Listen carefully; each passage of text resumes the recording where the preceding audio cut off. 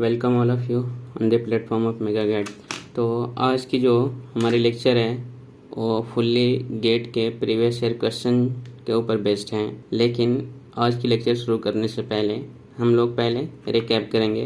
तो last lecture में हम लोग क्या पढ़े थे? लास्ट लेक्चर की जो हमारी टॉपिक थी वो अनस्टेडी फ्लो एनर्जी इक्वेशन थी, और उसको हम लोगों ने डेरिवेशन किए थे दो मेथड से, mass conservation and energy conservation principle से, और उसकी कुछ रियल लाइफ एग्जांपल्स को हम लोगों ने डील किया था।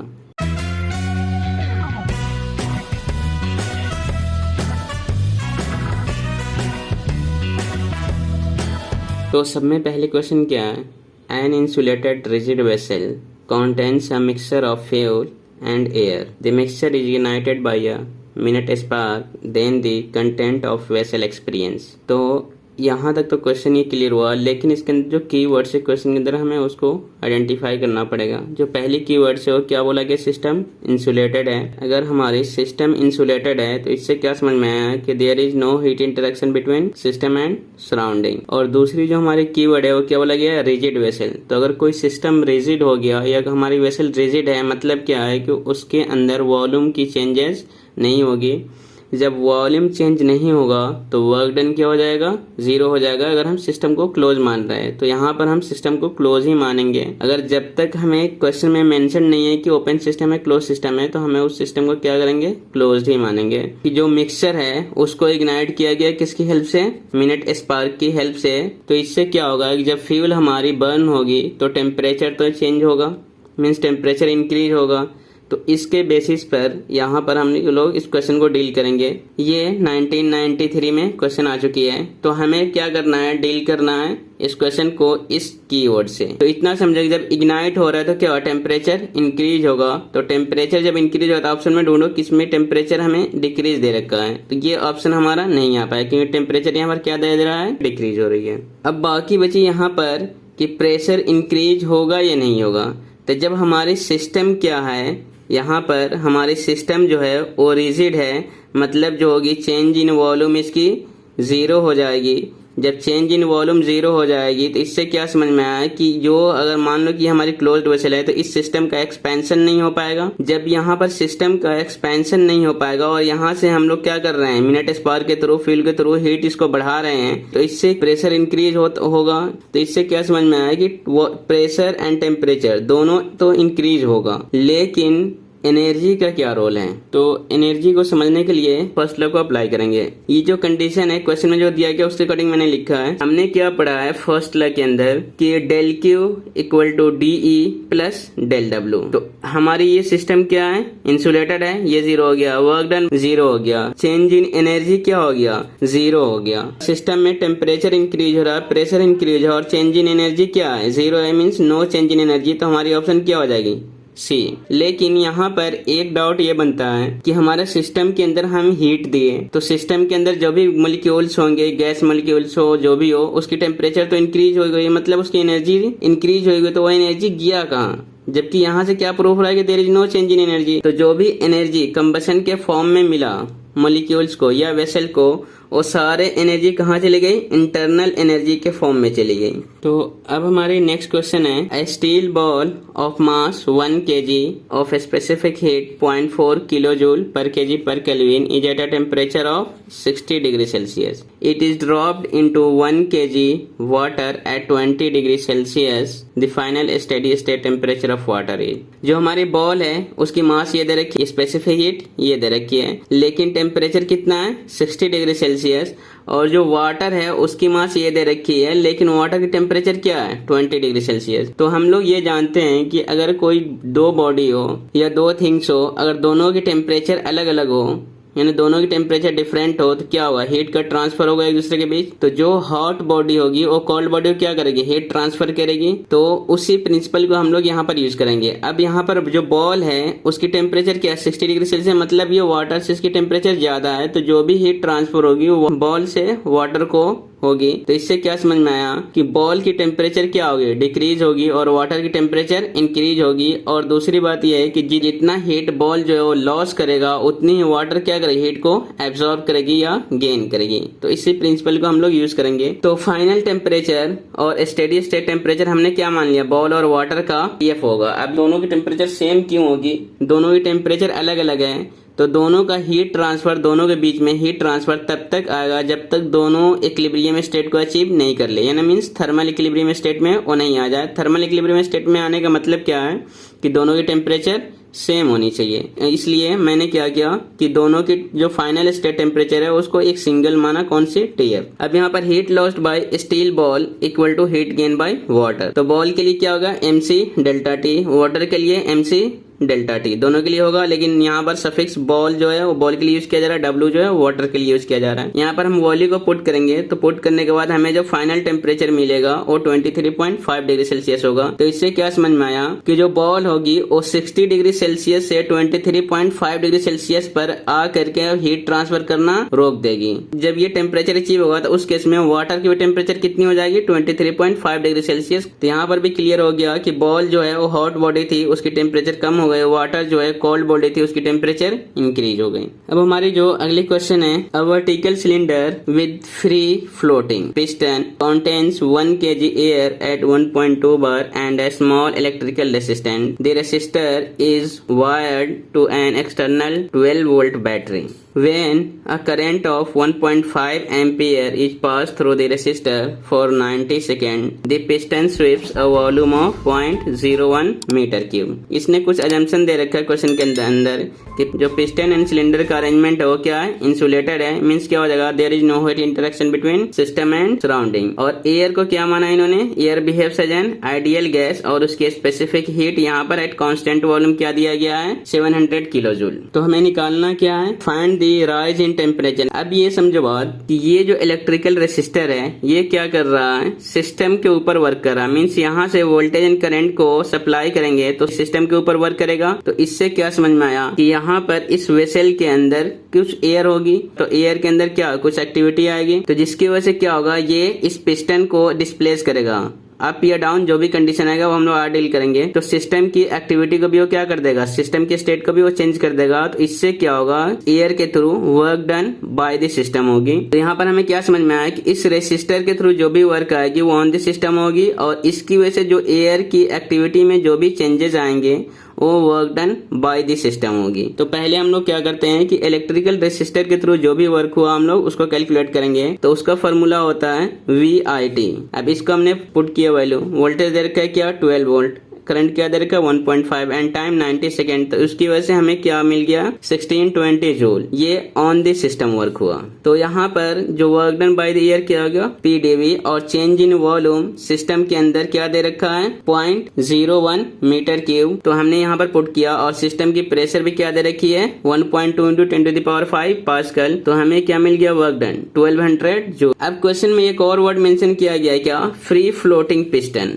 अब ये फ्री फ्लोटिंग पिस्टन समझो क्या है, यहाँ पर वॉल और पिस्टन के बीच फ्रिक्शन नहीं है, वो फ्रीली फ्लोट कर रहा। उसके अलावा इसके एक्सपेंशन या कंप्रेशन होने में कोई रिस्ट्रिक्शन नहीं है। तो अब क्या समझ में आया कि यहाँ से जैसे सिस्टम के अंदर कुछ वर्क होगा, सिस्टम के ऊपर कुछ वर्क करेगा तो एयर भी अपनी एक्टिविटी में चेंज लाएगा। अगर इनसाइड दी प्रेशर इंक्रीज या डिक्रीज होगा तो पिस्टन भी क्या होगा, ये एक्सपैंड या कॉम्प्रेस होगा या अप एंड डाउन मूव करेगा। जो भी एयर के प्रेशर में चेंज होगा वो अपनी इनिशियल स्टेट को मेंटेन करने के लिए क्या करेगा, पिस्टन की डिस्प्लेसमेंट ये करा देगा। तो इससे क्या समझ में आ गया कि सिस्टम के अंदर प्रेशर हमेशा कांस्टेंट रहेगी। यहाँ पर इंसुलेटेड सिस्टम है तो interaction between system and surrounding 0 हो जाएगी। और हमने क्या पढ़ा internal energy MCV delta T और ये वर्क डन। यहाँ पर नेट वर्क डन लेंगे या टोटल वर्क डन लेंगे। तो हमें क्या निकालना है कि कितना टेम्परेचर राइज किया। तो डेल्टा T निकालने के लिए हमने चेंज इन वर्क ये ले लिया और MCV से यहाँ पर डिवाइड किया तो हमें क्या मिल गया 6 डिग्री का राइज आ गया। जो हमारी नेक्स्ट क्वेश्चन है वो बेस्ड ऑन स्पेसिफिक हीट है। इन्हें क्वेश्चन क्या पूछा है कि specific heat of N ideal gas depends on it's heats, यानी स्पेसिफिक हीट जो है वो कौन से पैरामीटर्स पर डिपेंड्स करती है ये पूछ रहा है। तो हमने क्या सीखा है कि स्पेसिफिक हीट का फॉर्मूला क्या है, specific heat at constant pressure equal to gamma into R upon में गामा माइनस 1 और एट कांस्टेंट वॉल्यूम क्या आर अपॉन में गामा माइनस 1। यहाँ पर आर क्या है, गैस कांस्टेंट है और गामा जो है डियाबेटिक इंडेक्स है। और आर निकालने के लिए हम लोग फॉर्मूला ये क्या यूज करते हैं, आर बार बाई एम। ये जो आर बार है ये यूनिवर्सल गैस कांस्टेंट है। क्या समझ में आया यहाँ से इस फॉर्मूले की हेल्प से कि यहाँ पर जो गैस कांस्टेंट है आर, ये किस पर डिपेंड करेगा, मॉलिक्यूलर वेट के ऊपर, क्योंकि यूनिवर्सल गैस कांस्टेंट हमेशा ये कांस्टेंट ही होती है, इसकी वैल्यू 8.314 होती है। अब यहाँ पर ये तो क्लियर मॉलिक्यूलर वेट हो गया, लेकिन ये स्ट्रक्चर का क्या फंडा है। अब यहाँ पर ये जो एडियाबेटिक इंडेक्स है ये स्ट्रक्चर पर डिपेंड करती है, मीन्स सीपी जो है, सीपी या सीवी ये गामा और आर पर डिपेंड करेगी। तो ये जो गामा है ये मॉलिक्यूलर स्ट्रक्चर पर डिपेंड करती है, मीन्स अगर हमारी मॉलिक्यूल्स या एटम मोनोएटॉमिक है, डायएटॉमिक है या पॉलीएटॉमिक है, उसके अकॉर्डिंग गामा की वैल्यू भी चेंज होती है। तो इससे क्या समझ में आया कि जो हमारी स्पेसिफिक हीट है वो मॉलिक्यूलर वेट और स्ट्रक्चर के ऊपर डिपेंड करती है। अब हम लोग नेक्स्ट क्वेश्चन की तरफ मूव करते हैं। The temperature and pressure of air in a large reservoir और 400 Kelvin and 3 bar respectively. The converging diverging nozzle of exit area 0.005 meter square is fitted to the wall of reservoir as shown. यहाँ पर ये figure दिखा रखा है। The static pressure of air at the exit section for isentropic flow through nozzle is 50 kilopascal. The characteristic gas constant and ratio of specific heat of air are this and this. तो ये question दो part में पूछा गया है, ये link interlink question है। तो पहले पार्ट में क्या पूछा है कि डेंसिटी ऑफ एयर जो है वो क्या होगी नोजल के एग्जिट पॉइंट पर। क्लियर है। तो यहाँ पर जो एग्जिट एरिया है ये दे रखा है, initial temperature, exit pressure, initial pressure and ये गैस कांस्टेंट और एडियाबेटिक इंडेक्स दे रखी है। अब हम लोग क्या करेंगे, इसके लिए आइडियल गैस इक्वेशन को अप्लाई करते हैं। आइडियल गैस इक्वेशन जो है हमारी क्या है, P V equal to M R T है, लेकिन मैं इनलेट पर अप्लाई कर रहा हूँ क्योंकि इनिशियल कंडीशन में लानी है, इसलिए P I V I equal to M R I T I लिखा हूँ। तो यहाँ से हमने क्या किया कि इस वॉल्यूम को इधर शिफ्ट कर दिया, बाकी आर टी को इधर लाया, तो पी अपॉन में R T equal to M V I, ये क्या देगा डेंसिटी। तो यहाँ से हमने सारी वैल्यू को पुट किया तो इनलेट पर डेंसिटी ये आ गई। तो क्वेश्चन में एक और वर्ड मेंशन है, वो है क्या, आइसेंट्रोपिक फ्लो। तो आइसेंट्रोपिक फ्लो के लिए हम लोगों ने क्या पढ़ा है कि इनिशियल प्रेशर अपॉन में final pressure equal to final volume upon में initial volume to the power gamma. ये हम लोग पढ़ चुके हैं थ्योरी की लेक्चर में। तो अब यहाँ पर इस वॉल्यूम को हम लोग मास से डिवाइड करेंगे तो हमें क्या मिल जाएगा, डेंसिटी मिल जाएगा। 1 अपॉन में डेंसिटी आएगी 1 बाई रो आएगी। तो उसको जब हम लोग यहाँ पर अरेंज करेंगे तो हमारी डेंसिटी के फॉर्म में रिलेशन बन करके आ जाएगी, इनिशियल प्रेशर अपॉन में final pressure equal to initial density upon में final density to the power gamma. अब हमें इनिशियल डेंसिटी पता है, इनिशियल एंड फाइनल प्रेशर पता है, और ये एग्जिट या फाइनल डेंसिटी हमें नहीं मालूम है। तो इसकी हेल्प से हमने क्या किया, यहाँ पर फाइनल डेंसिटी निकाल लिया। तो हमारी जो वैल्यू आई 0.72560। तो जो हमारी सेकेंड जो क्वेश्चन है वो क्या है, मास flow rate of air through the nozzle. अब ये हमारी नोजल की फिगर है, ये नोजल एग्जिट है और ये क्या है, लार्ज रिजर्वायर है। और ये लार्ज रिजर्वायर है, इसका मतलब क्या है कि रिजर्वायर के पास जो फ्लूइड्स हमारी होगी उसकी स्पीड बहुत ही कम होगी, नेग्लिजिबल होगी। तो इसलिए हम लोग उसको क्या मान लेंगे, ऑलमोस्ट जीरो। तो उसको हम लोग क्या कर देंगे, यहाँ पर इग्नोर कर देंगे। एक मेथड ये है दूसरे क्वेश्चन को सॉल्व करने के लिए कि हम लोग इग्नोर करने के बाद steady flow energy equation apply करेंगे और फिर हम लोग इसकी जो एग्जिट मास फ्लो रेट है वो हम लोग निकाल सकते हैं। लेकिन हम लोग ये मेथड नहीं अडॉप्ट करेंगे क्योंकि इसमें टाइम ज्यादा लग जाएगा। हम लोगों ने एक शॉर्टकट मेथड पढ़ा था, उस मेथड को अप्लाई करेंगे। तो सिस्टम क्या है, इंसुलेटेड है, तो डेल क्यू क्या हो जाएगी, जीरो। अब यहाँ पर हम लोगों ने क्या पढ़ा है कि अगर हमें नोजल के केस में एग्जिट वेलोसिटी निकालना है, अगर हमें उसका जो इनलेट और एग्जिट पर हमें एंथैल्पी दे रखा हो या टेम्परेचर दे रखा हो तो डायरेक्ट हम उसके एग्जिट की वेलोसिटी निकाल सकते हैं इस फॉर्मूले को पुटिंग करके। लेकिन हमें यहाँ पर सिस्टम में initial temperature means inlet temperature दे रखा है, आउटलेट टेम्परेचर नहीं मालूम है। तो हमने क्या पढ़ा है कि आइसेंट्रोपिक फ्लो के केस में जो टेम्परेचर का रेशियो होता है pressure ratio to the power gamma minus 1 upon में गामा होती है। तो इसकी हेल्प से हमने क्या कर लिया, एग्जिट टेम्परेचर निकाल लिया। और एग्जिट टेम्परेचर निकालने की वजह से हमें क्या मिल गया, एग्जिट यहाँ से वेलोसिटी निकालेंगे और यहाँ पर डेल्टा टी की वैल्यू पुट करके हमने एग्जिट वेलोसिटी ये निकाल लिया। अब रही बात, इन्होंने तो ये नहीं पूछा, इन्होंने पूछा क्या, मास फ्लो रेट। तो मास फ्लो रेट का हम लोग ये फॉर्मूला पढ़े हैं किसके अंदर, फ्लूइड मैकेनिक्स के अंदर। मास फ्लो रेट जो होगी रो ए वी होती है, वहां पर हमने वेलोसिटी को वी से डिनोट किया है, लेकिन यहाँ पर हमने वेलोसिटी को सी से रिप्रेजेंट किया है। एग्जिट डेंसिटी मालूम हमने अभी कैलकुलेट किया फर्स्ट पार्ट में, एग्जिट एरिया दे रखा और एग्जिट वेलोसिटी अभी हमने कैलकुलेट किया। इनको पुट करेंगे तो हमें क्या मिल जाएगा, exit mass flow rate. Work is done on an adiabatic system due to which its velocity changes from 10 meter per second to 20 meter per second and elevation increases by 20 meter and temperature increases by 1 kelvin. The mass of system is 10 kg and specific heat at constant volume is 100 joule per kg per Kelvin and acceleration due to gravity is 10 meter per second square if there is no change in any other component of energy of the system, the magnitude of total work done on the system। इन्होंने क्या बोला है कि magnitude of total work done, यहाँ पर क्या बोल रहा है, total work done on the system। तो इससे क्या समझ में आएगा, जो वर्क डन आएगी उसकी वैल्यू नेगेटिव में आएगी, क्योंकि इन्होंने क्या बोल दिया, ऑन द सिस्टम है। तो यहाँ से जो भी डेटा गिवन है उसको हमने यहाँ पर क्या किया, राइट डाउन किया है।